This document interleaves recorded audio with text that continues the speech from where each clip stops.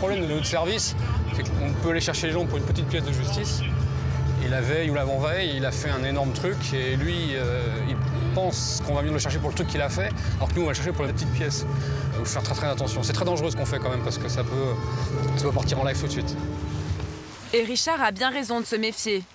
Ce matin-là, les policiers viennent chercher en banlieue parisienne un braqueur dangereux. Les enquêteurs de la BEDJ, la brigade d'exécution des décisions de justice, le traquent depuis 2 mois.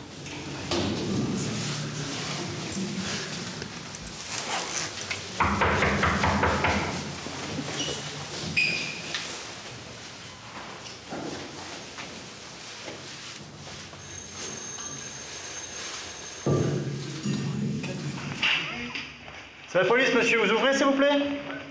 Merci. Pas de souci, monsieur. Mais dépêchez-vous quand même. Peut-être faire une partie de cache-cache. L'intervention est a priori banale, mais la situation va vite dégénérer. Il n'est pas là? On va rentrer vérifier. Bien sûr. Vous êtes son frère? Il est où actuellement? Là, aujourd'hui, il n'est pas à la maison. Richard garde un souvenir précis de cette journée. On rentre dans l'appartement pour faire la recherche de l'individu. Dans la cuisine, il y avait 2 tasses à café, avec du café fumant. Et la fenêtre de la cuisine donnait sur un balcon. Ah, il n'a pas sauté pas. Sur la droite du balcon, il y avait une énorme parabole, donc on ne pouvait pas passer de ce côté-là. Et donc, quand je me suis penché pour regarder sur le balcon d'à côté, il y avait 2 traces de pas de pieds nus. Les pauvres ont été renversés, il y a une trace de pied par terre, là. Il est là, il est là, il est là, il est là, il est là. Il y a l'appartement d'à côté, là. Il se trouve à un étage élevé, et pourtant l'homme n'a pas hésité à sauter dans le vide pour s'accrocher au balcon de sa voisine. Comme c'est un individu extrêmement dangereux, il pouvait peut-être prendre en otage la voisine qui était là, on ne savait pas, donc il fallait agir très très vite. Il est à côté.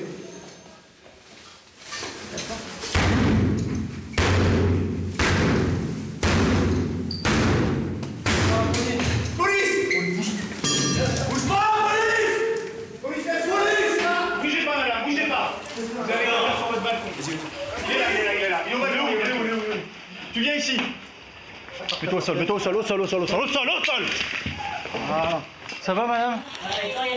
Non, mais non, vous n'avez pas à vous excuser, c'est nous qui sommes désolés, mais on ne pouvait pas faire autrement. Hein? Vous avez juste 2 fois s'habiller, s'il vous plaît. On verra ça après. On reste tranquille. Vous avez menti, c'est pas bien. Vous attendez, s'il vous plaît. C'est pas bien, moi, vous m'avez réveillé. On n'est pas censé savoir quelque chose. C'est un service, il faut vraiment être mûr, avoir de la maturité, parce que ce genre de dossier-là, on en traite très souvent et c'est pas grave. Voilà, faut être tranquille de manière à... Pas de surenchère de violence, de verbal, de manière à venir les choses, surtout pas. Go, allez! Voilà, ça envoie, ça, c'est impeccable. Pour réagir sereinement face au danger, ces policiers bénéficient d'un entraînement spécifique. À la brigade, c'est Richard qui assure la formation au tir. On ouvre la porte. Est-ce qu'un tel est là? Oui, il est au fond là-bas, c'est le moment qu'il nous a ouvert. Et là, le gars, il sort avec une hache ou n'importe quoi. Donc j'ai mon pote qui est là, j'ai la mère qui est en face de moi, donc il va falloir dégager la mère pour pouvoir tirer sur le gars. Donc je suis ici, je discute, machin. Oh putain, il arrive là. Pouam, j'en balance une. Je fais ici, pourquoi? Parce que je la maîtrise. Je vais venir la maîtriser. D'accord? C'est parti. Voilà, là c'est mieux. Voilà. Il faut comprendre que notre métier, nous, c'est à 100% à l'intérieur des appartements. C'est le matin, les gens se lèvent, ils sont en pyjama, ils sont en slip, ils sont pas réveillés. C'est un peu le bazar chez les gens, comme chez tout le monde. Et c'est petit, nous on arrive à 8, et c'est très confiné.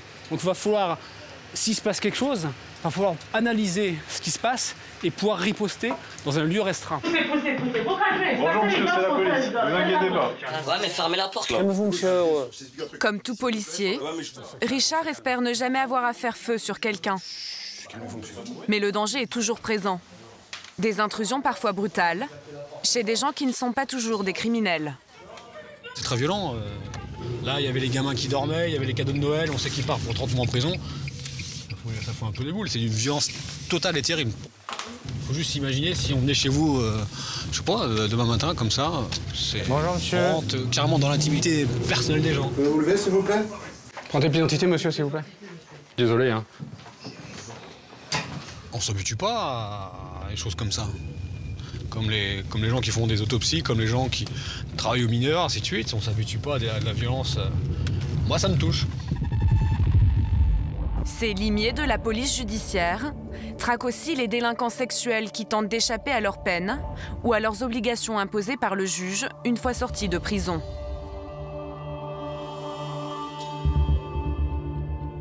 L'une d'entre elles est d'aller pointer régulièrement au FIGES, le fichier des auteurs d'infractions sexuelles. Monsieur, bonjour. Alors, il me faudrait votre pièce d'identité, votre justificatif de domicile de moins de 3 mois. Une contrainte qui court pendant 40 ans après leur sortie de prison. Il suffit d'y penser, puis on va essayer de conduire. Cet homme a purgé une peine de 10 ans pour viol aggravé. Aujourd'hui, il est libre, mais il doit venir ici tous les mois, jusqu'en 2046. Est-ce que vous savez ce que vous risquez si jamais vous ne vous présentez pas? Oui, j'ai dû lire au départ, peut-être non. C'est un délit, monsieur. Oui. C'est un délit. Ça serait pas grave. Comment? Ça serait pas grave. Vous risquez 2 ans de peine d'emprisonnement et 30 000 € d'amende. Ça serait pas mal, oui, nous 30 000, bon, ça à la limite, je paierai pas. Chaque jour, Françoise et Thierry mettent à jour le fichier. Parce que vous êtes hébergé actuellement chez quelqu'un, c'est ça, hein? Oui, mais... Les enquêteurs consultent systématiquement ces dossiers quand un violeur prend la fuite. Oui. Vous êtes déjà venu? Ce ne sont pas des voyous en général, hein. Ce sont, je pense, des prédateurs qui peuvent retomber d'un jour à l'autre dans le vice qui les a conduits pour des années en prison. On n'est pas là pour casser leur vie, juste pour qu'ils sachent qu'on est derrière eux. Dans ces armoires fortes, tous les justificatifs de domicile des délinquants sexuels parisiens. Nous avons 1035 individus à suivre qui ont une adresse sur Paris. Parmi ces dossiers, celui d'un homme déjà condamné pour viol. La brigade des fugitifs s'est lancée à ses trousses. Le violeur ne s'est pas présenté au FIGES depuis plus d'1 an et la justice le soupçonne de 2 autres viols. Son procès doit avoir lieu dans quelques semaines. Olivier le piste depuis plus d'1 mois, pour l'instant sans succès. Il a été licencié au mois de juillet. Il a quitté son domicile au mois de septembre 2010. Et depuis, il n'y a plus beaucoup de traces de l'intéressé. On cherche. Donc, il n'est pas décédé, c'est tout ce qu'on sait. Depuis que cet homme est en cavale, Annie est traumatisée. Il a abusé d'elle il y a 4 ans. Quand il a été arrêté, elle pensait ne plus jamais entendre parler de lui. Je dors pas la nuit. Je me lève 2-3 fois par nuit, je me lève en sursaut. Je regarde s'il y a personne derrière la porte. Je regarde si mes enfants ils dorment bien. Et en fait, j'envoie ma clé. On vit dans l'angoisse et chaque jour, vous dites ce que vous allez les croiser. Est-ce qu'il va oser venir vous voir? Je sais que mes frères l'avaient vu sortir d'un cinéma. Comme par hasard, il traîne là où j'habite. Donc il y a quelque chose qui va pas. L'homme serait donc bien à Paris, mais il reste insaisissable. Les policiers veulent lui mettre la main dessus au plus vite, avant qu'il n'agresse d'autres femmes. La justice doit le juger pour un autre viol. Les enquêteurs le traquent sans relâche. Ouais. C'est une affaire relativement importante. Donc ils cherchent sa trace dans les fichiers de la Sécu, de l'EDF et du Trésor public. Ils espèrent y trouver une adresse. Mais l'homme a disparu comme volatilisé. On a fait les recherches bancaires, ça dans les données, il a clôturé ses comptes, il n'y a plus rien en téléphonie. La dernière trace, c'est le 30 mai 2011, dans un foyer parisien. Cette association héberge des SDF. Olivier pense que l'homme s'est marginalisé pour leur échapper. C'est pour ça qu'il n'apparaît plus dans les fichiers administratifs. Olivier fait le tour des foyers réservés aux sans-abri, avec la photo du fugitif. Si ça ne vous dérange pas, je vais vous montrer la photo. Voilà. D'accord, ça vous dit rien. D'accord, ok. Merci. Pendant 15 jours, Olivier exécute un travail de fourmi. Il passe de foyer en foyer. Sa ténacité finit par payer. Un homme pense avoir reconnu le violeur aux abords d'un centre d'hébergement pour SDF. Je te laisse une photo, mon petit Christophe. Allez, on est parti. Donc, Julien, tu restes avec Geoffrey et Yvan. Bon, bah, à tout à l'heure. Les policiers vont aller traîner dans le quartier où a été aperçu le violeur. Les chances de le retrouver sont minces, mais c'est leur seule piste. Déjà, il faut qu'il vienne. Il faut que ce soit lui. Le procès est prévu fin octobre. Donc ce serait bien qu'on puisse avoir monsieur avant.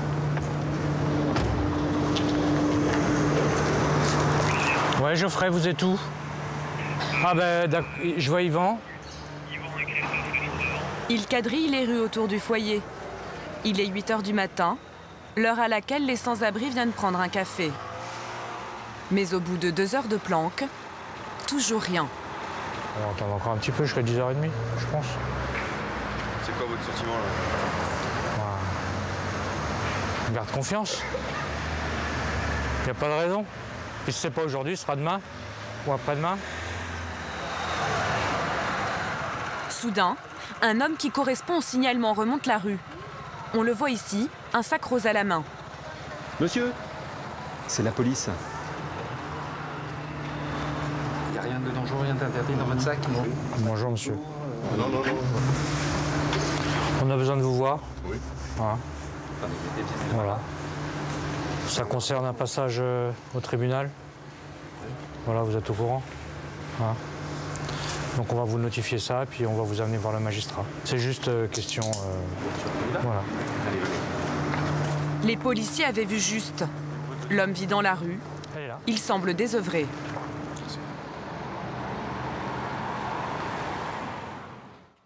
Il y a des papiers dans le sac ou pas? Il y a des trucs importants ou... Toute la vie du fugitif tient dans ce carton. Il nous raconte qu'il y a un an, il a paniqué quand il a reçu sa convocation de justice pour le procès. J'ai eu peur, la peur totale, et puis le jour arrivé, je me suis gavé de comprimés, je me suis couché. Et la descente des enfers a commencé à partir de là, à partir de cette fameuse convocation. Parce qu'après, je me suis dit, me présenter à mon boulot, je risque de me faire arrêter sur mon boulot, à mon boulot. Vous savez, il y a des tas de choses qui... Ces victimes peuvent recommencer à vivre. Annie a retrouvé le sourire depuis que son avocat lui a annoncé la bonne nouvelle. Nous lui montrons l'arrestation de son agresseur. C'est un soulagement et puis on va essayer de reprendre le cours de sa vie. Voilà, vous êtes au courant. Voilà. Donc on va vous... Pour lui, apparemment, je crois que ça doit être normal qu'il se fasse interpeller par la police comme ça.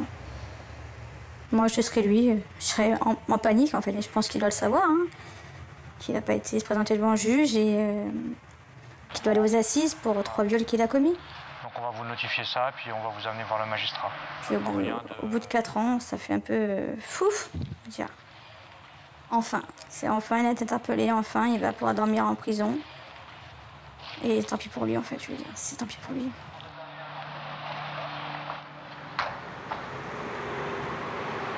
Quelques jours plus tard, le procès du violeur s'ouvre devant la cour d'assises de Paris. L'affaire est jugée à huis clos, en présence des 2 victimes.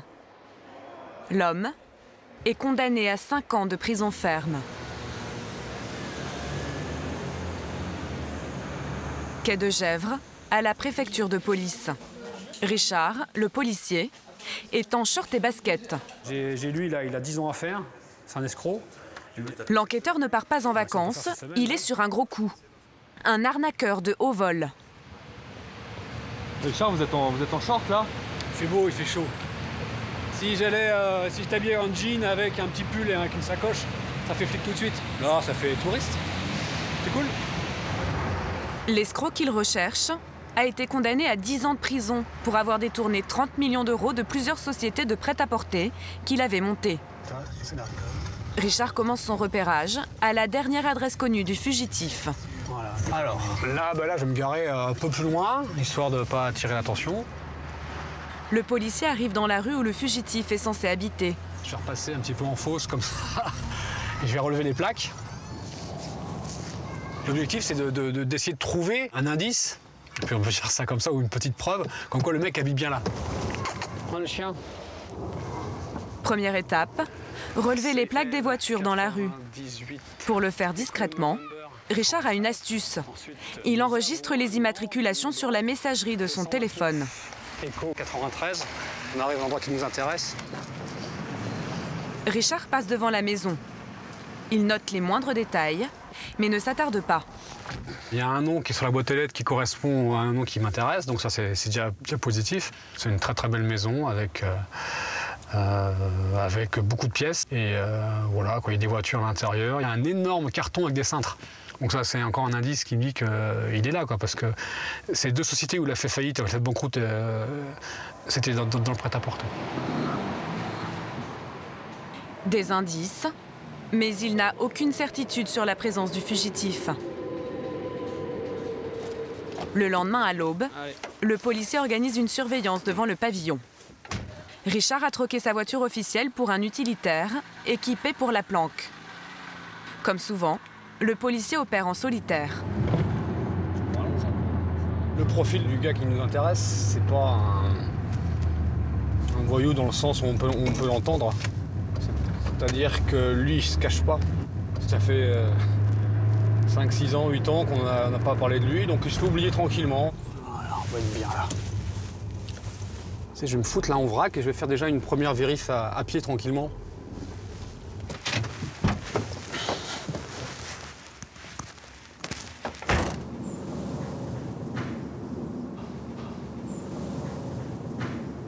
À l'intérieur de la maison, il y a de la lumière.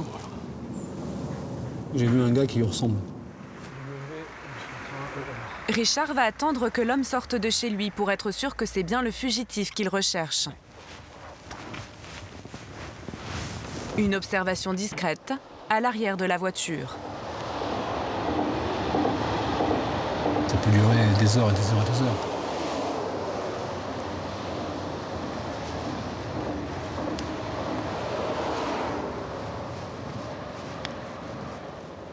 Cinq heures plus tard, l'homme n'est toujours pas sorti de chez lui.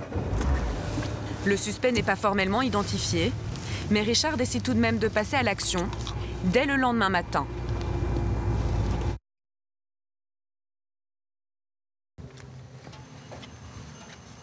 « 6 heures du matin, devant la maison de l'escroc présumé. Voilà. Bonjour monsieur, c'est la police. Richard intervient avec son groupe.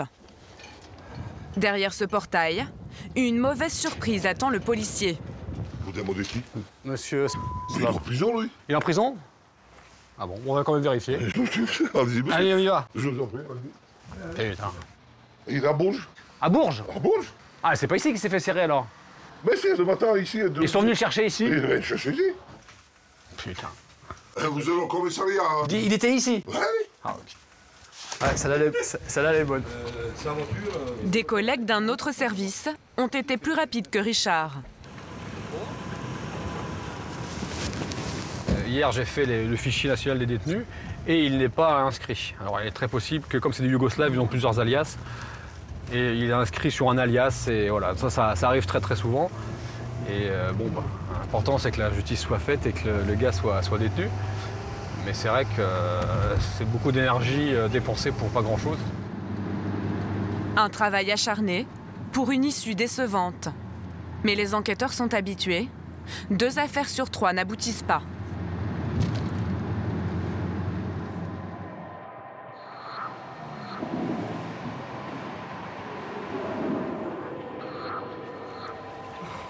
À la police judiciaire de Paris, on ne compte pas ses heures.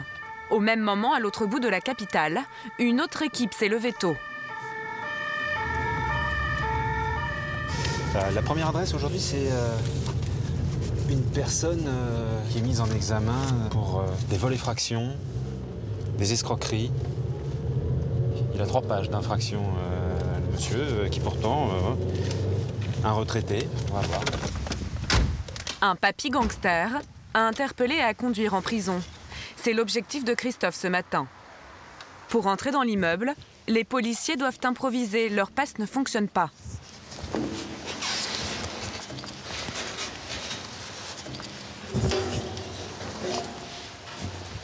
Bonjour, c'est la police. On doit intervenir dans l'immeuble. Est-ce que vous pourriez nous ouvrir, s'il vous plaît? Ici? Oui, c'est pas une blague, c'est vrai.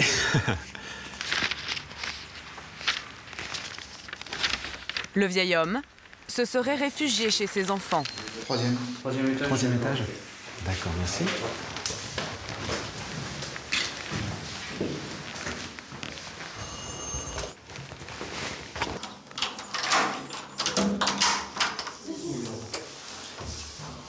Messieurs, dames, bonjour, c'est la police. Monsieur, madame, on cherche monsieur. Papa. Il est décédé, papa. D'accord. Vous donnez un certificat de décès ou vous rentrez? Oui, on peut vous voir 5 minutes. Christophe doit quand même vérifier qu'il ne s'agit pas d'un stratagème pour échapper à la justice. Je sais, il est tombé sur notre tête. Je suis sa fille. Oui.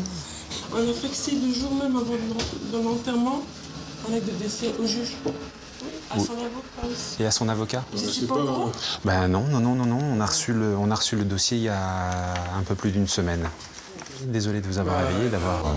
je ne vais pas vous embêter plus longtemps. Je vous souhaite une bonne fin de journée. Merci. Les fugitifs se font parfois passer pour morts. Mais dans ce cas, il n'y a pas de doute possible. Il y aura extinction de l'action publique. Donc là, j'ai récupéré l'acte de décès officiel et puis je vais le transmettre avec la procédure et voilà quoi, ça sera la fin du dossier. Ça arrive rarement. Ce jour-là, la brigade des fugitifs se lève encore une fois très tôt, mais dans la bonne humeur. Bienvenue les croissants les gars. Salut. Bon, voilà. Ça va et toi? Largement plus que toi. Salut, Olivier. Là, il est 5h45. On a rendez-vous à 6h sur le point pour interpeller une femme qui fait beaucoup d'escroqueries à l'assurance. Et toutes les infos qu'on a nous disent qu'aujourd'hui, elle est là. Donc c'est très intéressant. Elle est recherchée par beaucoup de tribunaux. Donc c'est le grand jour pour nous et pour elle. Le groupe se dirige vers les beaux quartiers de Paris. La jeune femme accusée d'escroquerie habite sur les quais de Seine. Voilà, super. Bravo. Elle a été condamnée en 2003 à 9 mois de prison pour une escroquerie aux assurances et au chéquier volé. Le chèque est là, elle est là, hein. Il y a son sac à main. 9 ans plus tard, la trentenaire s'est rangée. Ouais, c'est la police! Mais la justice ne l'a pas oubliée. Elle est là, c'est bon. Ok, police, vous ouvrez, Salam, elle est là. Impeccable. Merci bien. Ouvrez, c'est la police. C'est quoi? C'est la police, on va vous expliquer. Voilà. Mademoiselle... Vous me faites peur, là? Bah oui, c'est la police judiciaire. Voilà, je vais vous expliquer. Bonjour. Je suis à votre recherche depuis pas mal de temps. Pourquoi vous n'avez pas ouvert quand on a frappé? Mais je suis en train de dormir, vous m'avez effrayé en plus. Prenez vos papiers, vous habillez. Oui, on est tranquille, on ne vous menotte pas, on est... Vous voyez. Ça va, ça redescend doucement. Ouais, là, ça va. Bon, il ne faut pas s'inquiéter.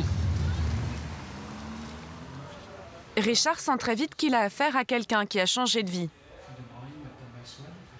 Elle risque de partir pour 9 mois, mais son dossier est largement aménageable. Elle travaille, elle a une situation, elle crée une société actuellement, elle va se marier prochainement.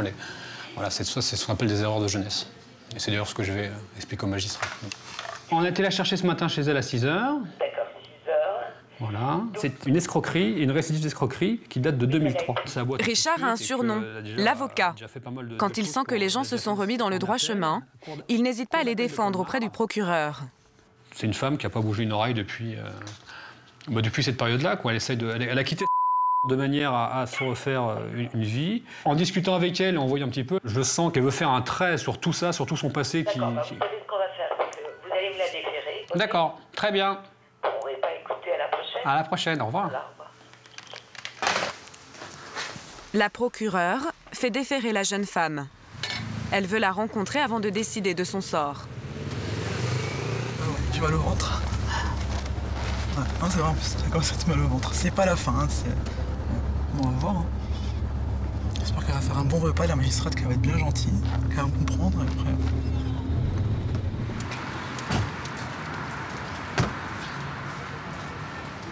Quelques heures plus tard, la jeune femme ressortira libre. La procureure a été compréhensive avec elle.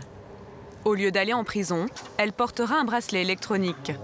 Elle pourra ainsi continuer à vivre sa vie, tout en réglant sa dette à la société.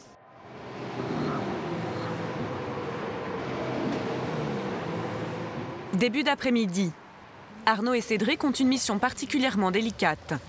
Ils doivent interpeller un fugitif, non pas dans son appartement comme d'habitude, mais dans un lieu public où il y a beaucoup de monde. Le délinquant a été condamné à 5 ans de prison pour séquestration avec acte de torture, afin de soutirer de l'argent. Les écoutes ont déterminé que cette personne devait se rendre cet après-midi à l'aéroport d'Orly. Donc en fait, on va mettre un dispositif à l'aéroport. On sait quel vol il attend. Donc on va se mettre en place et puis dès qu'on va l'apercevoir, on l'interpellera quand les conditions de sécurité seront réunies. L'avion se pose à 15h50 et le temps qu'il récupère ses bagages, qu'il sort, machin, tout ça. Et les 16h30, il va arriver à la dernière minute, tu vas voir. Ça, c'est sûr. Je vais couper la bulle là, pour pas se faire remarquer, se faire repérer. Pour trouver un homme, bien souvent les policiers pistent d'abord sa femme. Grâce aux écoutes téléphoniques, les enquêteurs savent que le fugitif doit venir chercher sa petite amie à Orly. Elle rentre aujourd'hui de vacances. Mais au cœur d'un aéroport international, l'opération s'annonce compliquée. Il y a des dizaines de voies d'accès et de sorties différentes et 70 000 passagers transitent ici tous les jours. Les policiers ne sont que 9 pour tout surveiller. Il est 15h30. L'atterrissage est prévu dans quelques minutes. Bon, on attend toujours alors. Parce que l'avion de sa chérie va bientôt arriver là. Le gars, il va aller au dépose minute et il va juste lui envoyer un texto en lui disant je suis en extérieur. Pour identifier l'homme recherché, la brigade ne dispose que d'une photo de mauvaise qualité et d'une description sommaire. Cheveux rasés, grande taille, 25 ans. C'est le cas de dizaines de passagers dans ce terminal. Non, du tout. Il fait 1m88 ou enfin 1m90. Non. Ça va? Non. Non. T'es un peu trop petit, un peu trop gras. Regarde. C'est lui? Non. Bah, écoute, non, rien à voir. Il n'a pas les mêmes sourcils. Les minutes passent, mais pas de traces du suspect. La patience fait partie du métier.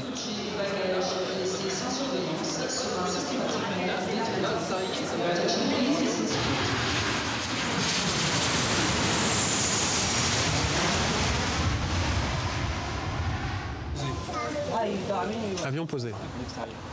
Soudain, Arnaud aperçoit une voiture bleue semblable à celle du fugitif.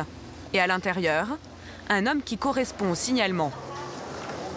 Là, l'individu s'est garé porte C, donc on se dirige tranquillement et prestement vers la porte C. Pour retrouver les collègues qui sont déjà là-bas. D'après les écoutes téléphoniques, le fugitif est particulièrement méfiant. Les policiers se rapprochent doucement pour le surprendre. L'homme est violent. Ils ne doivent pas lui laisser le temps de faire un geste.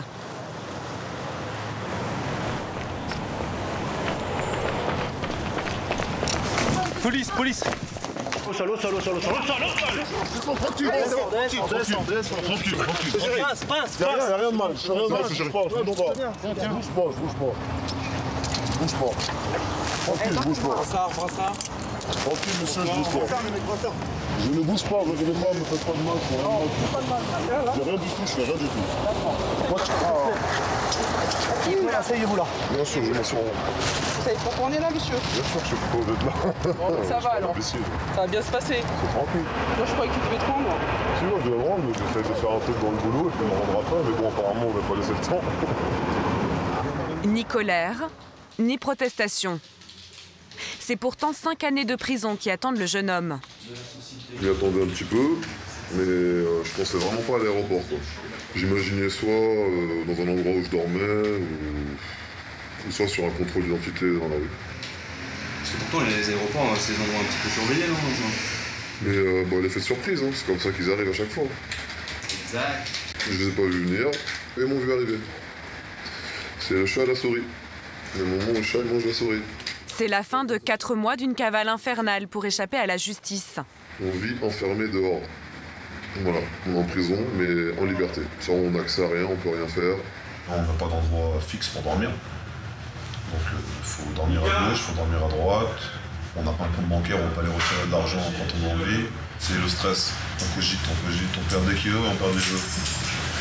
Mais bon, c'est pas facile d'aller taper au commissariat et de leur dire bonjour, je vais en prison. Le jeune homme a perdu sa liberté, mais pas le sens de la provocation. Alors ma chérie, on fait comme ça. Bon, je pars en vacances à Cancun, 3 ans, 4 ans et demi. T'embrasses maman, t'embrasses papa. Tu leur dis que tu arrives en vacances. Des parents, tu leur dis passe le bougie dans le gros bisou, tu leur dis que ça va aller tranquille, tu t'inquiètes pas.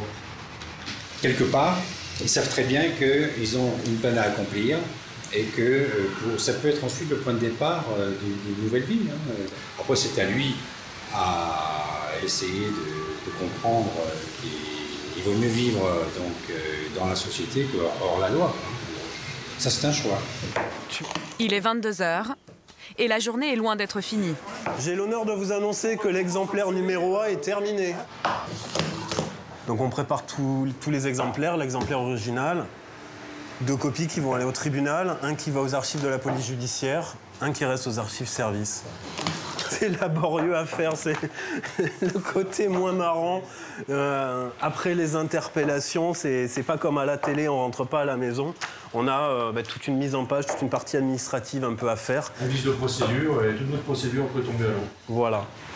Au total, plus de 1200 pages à transmettre aux magistrats.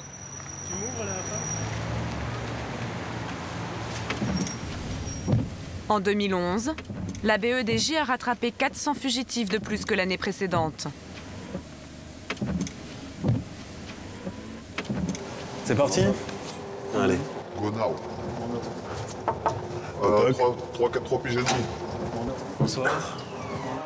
C'est la BEDJ, on est 3 + 1. En France, voilà. 86 000 peines sont toujours en attente d'être exécutées.